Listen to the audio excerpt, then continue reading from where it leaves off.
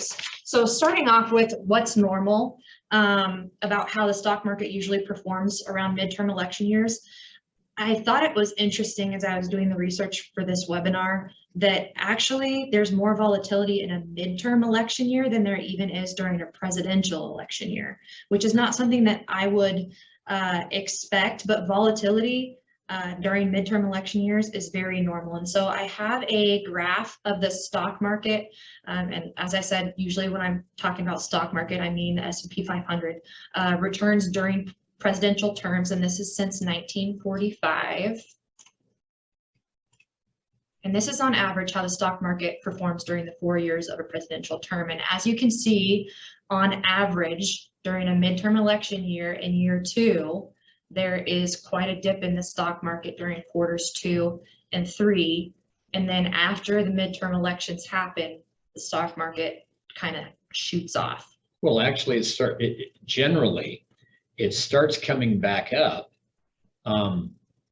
It starts coming back up around the third quarter as people start figuring out prior to the election how it's going to turn out. A lot of times the stock market will start recovering because the uncertainty is going away before the election. The stock market kind of figures it out before the election.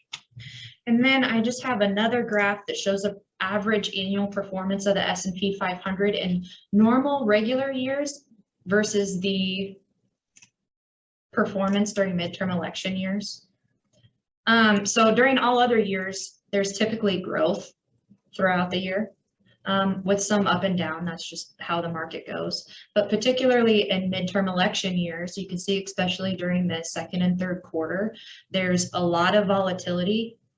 And usually the average return is negative for a little bit, but it starts coming back as the uncertainty is relieved right prior to the election and after. Correct. That's good. So some additional things to take into account, or interesting statistics, I guess, is that 9 times out of 10, the stock market was positive for the next 3 quarters following the midterm election. And the average 1-year return following a midterm election is actually 15.1%.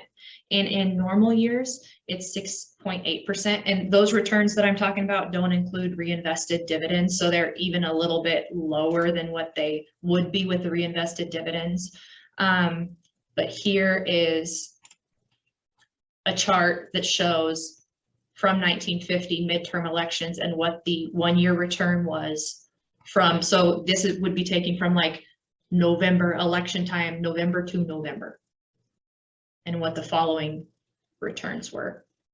And the average 1-year return after midterm election is 15.1%. And by the way, that's not including reinvested dividends, right? Yeah, so that's a little bit lower. Tack on a couple of percent on top of that. Yeah, because all other years this is saying 6.8%. With reinvested dividends, the return of the S&P 500 is around, I think, 9 to 10%. Correct.